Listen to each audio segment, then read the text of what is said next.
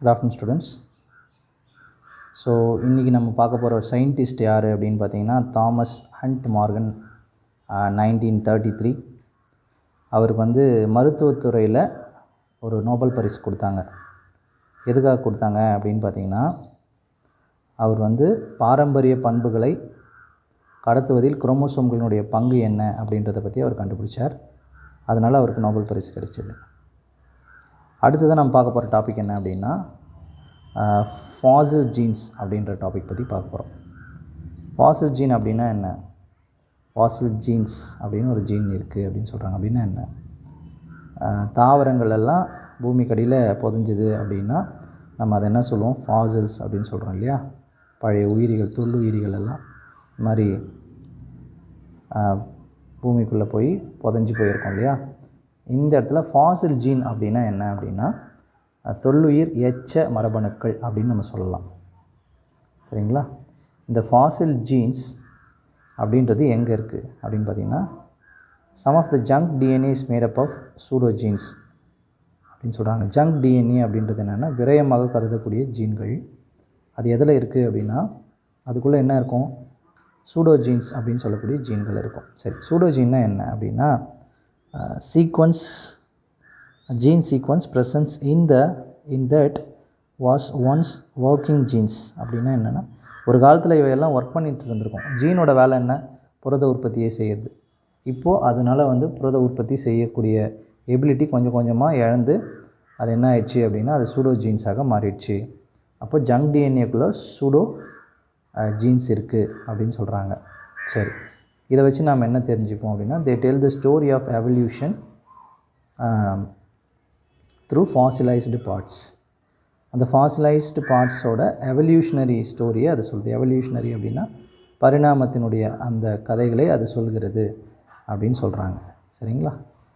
சரிங்க ஸ்டூடெண்ட்ஸ், நம்ம next topic போகலாம். Good afternoon students. இன்றைக்கி நம்ம பார்க்க போகிற கான்செப்ட் லிங்கேஜ். ஒரு குரோமோசோமில் ஜீன்கள் நெருக்கமாக அமைஞ்சு சேர்ந்து அப்படியே இன்ஹெரிட் பண்ணிச்சு அப்படின்னா அதை தான் நம்ம லிங்கேஜ்னு சொல்கிறோம். ஸோ அதை பற்றி இன்னும் டீட்டெயிலாக பார்க்கலாம் வாங்க. Students listen. ஜீன்கள் தான் ஒரு உயிரினத்தினுடைய பண்புகளை நிர்ணயிக்கின்றன. இதுதான் முதல் பாயிண்ட்டோட மீனிங். நெக்ஸ்ட் என்ன சொல்கிறாங்க பாருங்கள். Jeans different characters. Genes for different characters may be present in the same chromosome or different chromosome. ஒரு ஜீனுடைய பல்வேறுபட்ட பண்புகள் என்பது எப்படி ப்ரெசென்ட் ஆகிருக்கலாம்? ஒரே குரோமோசோம்லேயும் ப்ரெசென்ட் ஆகிருக்கலாம், இல்லைனா வெவ்வேறு குரோமோசோம்களையும் ப்ரெசென்ட் ஆகிருக்கலாம் அப்படின்னு சொல்கிறாங்க. அதுக்கடுத்து பாயிண்ட் பாருங்கள். when the genes are present in different chromosome they assert independently. சரிங்களா? அதாவது ஒரு ஜீன் வெவ்வேறு குரோமோசோம்களை ப்ரெசென்ட் ஆகிருந்துச்சுன்னா தே அசார்ட் இண்டிபெண்ட்லினா தனித்து பிரிகிறது.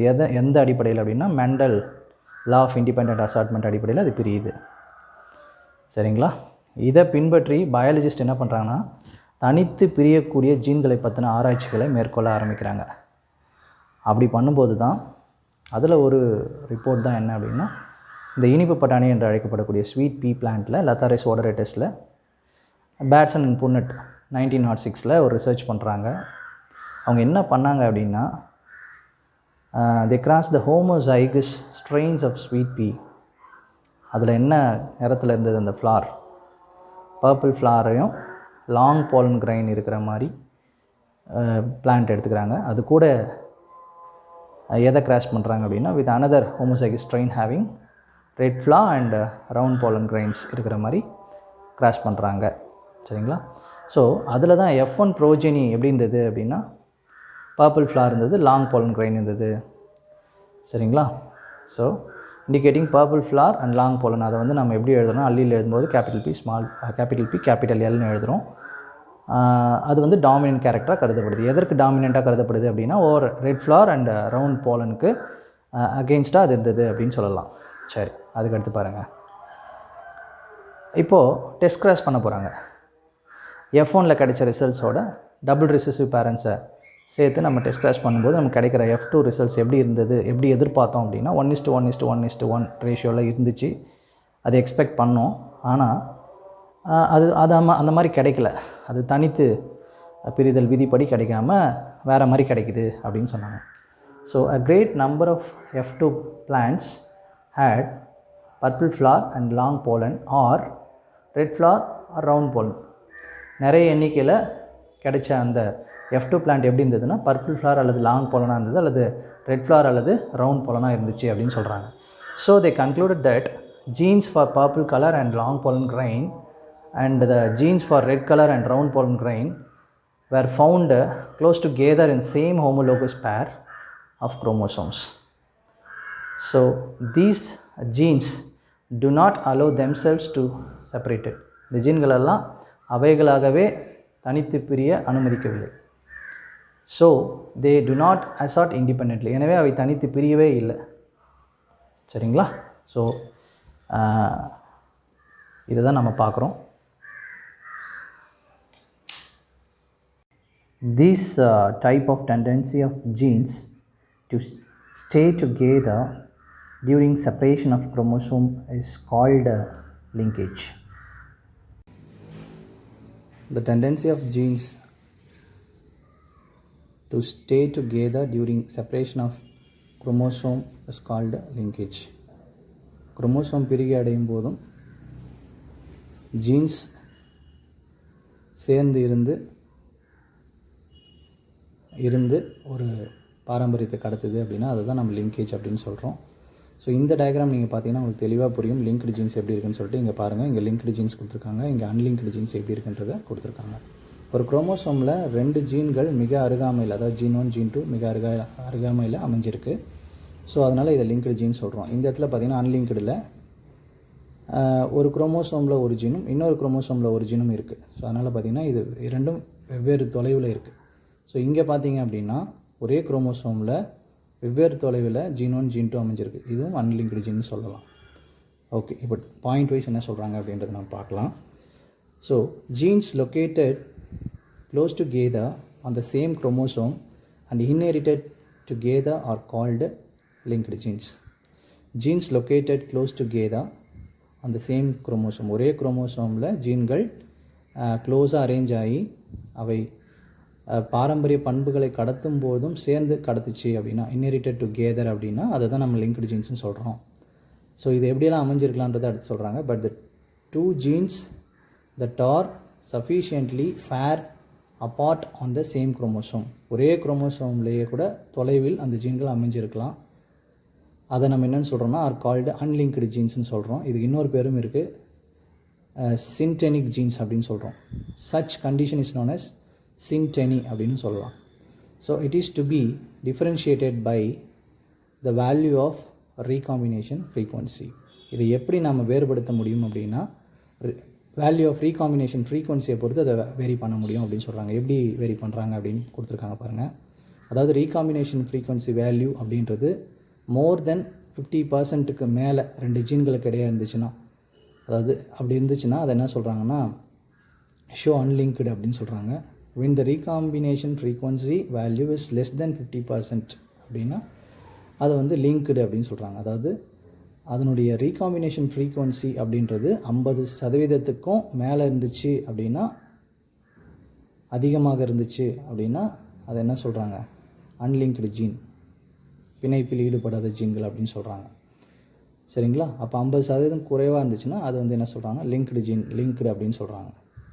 So closely located jeans show strong linkage, மிக அருகாமையில் அமைந்திருக்கக்கூடிய அந்த ஜீன்கள் என்பது அதுங்களுக்கிடையே பார்த்திங்கன்னா ஸ்ட்ராங் லிங்கேஜ் இருக்கும். While jeans widely located show week linkage, தூரமாக இருக்கிறது பார்த்திங்கன்னா வீக் லிங்கேஜோடு இருக்கும் அப்படின்னு சொல்கிறாங்க. டியர் ஸ்டூடெண்ட்ஸ், நம்ம நெக்ஸ்ட்டு பார்க்க போகிற டாபிக் என்ன அப்படின்னா கப்ளிங் அண்ட் ரிப்பல்ஷன் தியரி. அதை பற்றி பார்க்க போகிறோம். இணைப்பு மற்றும் விலகல் கோட்பாடு அப்படின்னு தமிழில் சொல்கிறாங்க. ஸோ இதில் என்ன சொல்கிறாங்க அப்படின்னா 2 dominant alleles or recessive alleles ஒரே குரோமோசோமில், ஒரே ஹோமோலோகஸ் குரோமோசோமில் இருந்து tend to inherit together into gamete into same gamete are called coupling அப்படின்னு சொல்கிறாங்க. அதாவது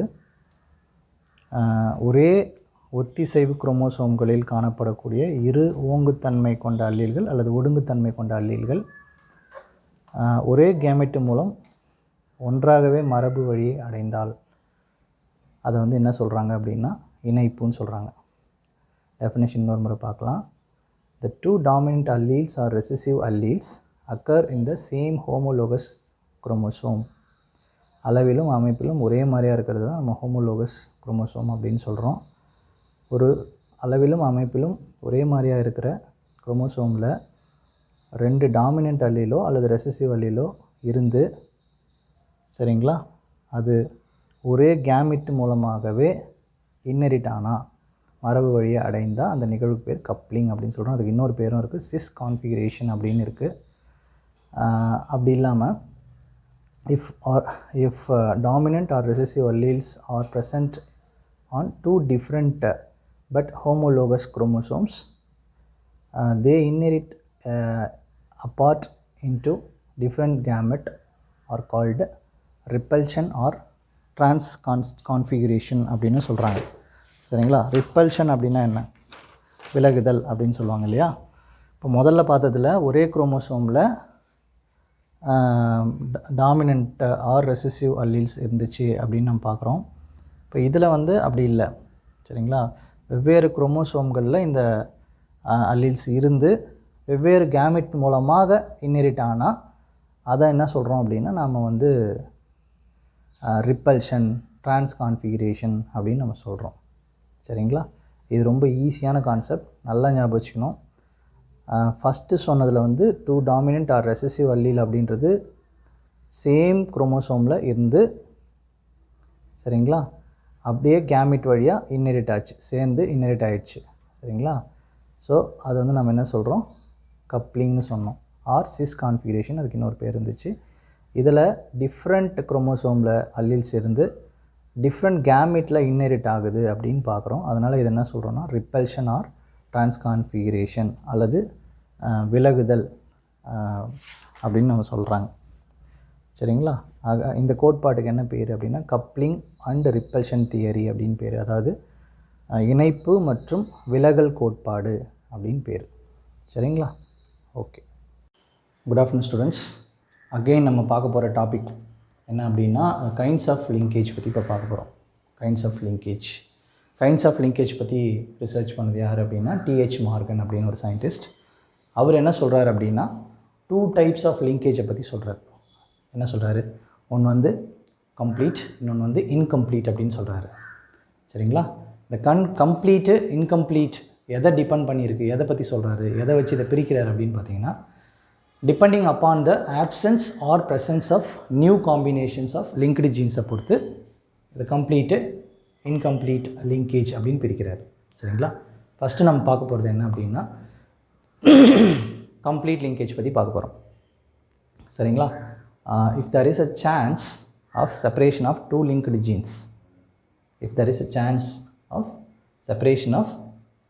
genes, there is no possible those genes are remain together and form parental combinations அப்படின்னு சொல்கிறாங்க. அதாவது இப்போ the linked genes are located very close together on the same chromosome. Such genes do not exhibit crossing over. ஒரு குரோமோசோமில் இருக்கக்கூடிய பிணைந்த ஜீன்கள் அருகருகே இருக்கும் பொழுது அவைகளுக்குள்ளாக குறுக்கே கலத்தல் என்ற ஒரு நிகழ்வு நடப்பதற்கான பாசிபிள் ரொம்ப கம்மி அப்படின்னு சொல்கிறாங்க. அதாவது கிராசிங் ஓவர் நடக்கிறதுக்கு வாய்ப்பே இல்லை அப்படின்னு சொல்கிறாங்க. ஸோ இந்த ஃபினாமினனுக்கு பேர் தான் நமக்கு கம்ப்ளீட் லிங்கேஜ் அப்படின்னு நம்ம சொல்கிறோம். இது ரொம்ப ரேராக மேல் ட்ரோசோஃபிலாவில் ரிப்போர்ட் செய்யப்பட்டிருக்கு. இதை கண்டுபிடிச்சது C B Bridges 1919. Crossing over is completely absence in some species of male Drosophila அப்படின்றத சொல்கிறார் அவர். ஸோ அங்கே வந்து ரொம்ப ரேராக இருக்கும், மேல் ட்ரோசோஃபிலாவில் ரொம்ப ரேராகவும் இருக்கும், இல்லவே இல்லை அப்படின்றதும் சொல்லியிருக்கு. நெக்ஸ்ட்டு பார்த்திங்கன்னா இன்கம்ப்ளீட் லிங்கேஜ் அப்படின்னா என்ன அப்படின்னு பார்த்தீங்கன்னா if 2 linked genes are sufficiently apart, the chance of their separation are possible. As a result, parental and non-parental combinations are observed. Linked jeans போதுமான இடைவெளியில் இருக்கும்போது அங்கே செப்பரேஷன் நடக்கிறதுக்கான வாய்ப்புகள் இருக்குது. அதனோட முடிவில் நமக்கு என்ன கிடைக்கும் அப்படின்னா பேரண்டல் அண்ட் நான் பேரண்டல் காம்பினேஷன்ஸ் நமக்கு கிடைக்கும். சரிங்களா? இந்த ஃபினாமினனுக்கு பேர் என்ன அப்படின்னா இன்கம்ப்ளீட் லிங்கேஜ் அப்படின்னு சொல்கிறோம். இது எதில் கண்டுபிடிச்சாங்க அப்படின்னா மெய்ஸ்லேயும் கண்டுபிடிச்சவர் யார் அப்படின்னு பார்த்தீங்கன்னா ஹட்சின்சன் அப்படின்ற சயின்டிஸ்ட் கண்டுபிடிச்சார். சரிங்களா? ஓகே, ஒன்ஸ் அகெயின் தெரிஞ்சுக்கோங்க, கைண்ட் ஆஃப் லிங்கேஜை பற்றி ரிசர்ச் பண்ணது டிஹெச் மார்கன். அவர் சொன்ன டைப்ஸில் கம்ப்ளீட்டும் இன்கம்ப்ளீட்டும் என்னன்றதை நம்ம இப்போ இங்கே டிஃபைன் பண்ணியிருக்கோம். சரிங்களா? Okay, come to the next topic. Hi dear students, நம்ம பார்க்க போகிற நெக்ஸ்ட் டாபிக் என்ன அப்படின்னா 3.2.3 லிங்கேஜ் குரூப்ஸ். சரிங்களா? லிங்கேஜில் டைப் பார்த்தோம். சரிங்களா? டைப் ஆஃப் லிங்கேஜ் பார்த்தோம். இப்போ நம்ம பார்க்க போகிறது லிங்கேஜ் குரூப்ஸ்னால் என்ன அப்படின்னு பார்க்க போகிறோம். Groups of linearly arranged linked genes. சரிங்களா? ஒரு குரோமோசோமில் வரிசையில் அமைஞ்ச லிங்க்டு ஜீன்ஸ் அதனோட குரூப், அதுதான் நம்ம என்னென்னு சொல்கிறோம் அப்படின்னு கேட்டிங்கன்னா லிங்கேஜ் குரூப் அப்படின்னு சொல்கிறோம்.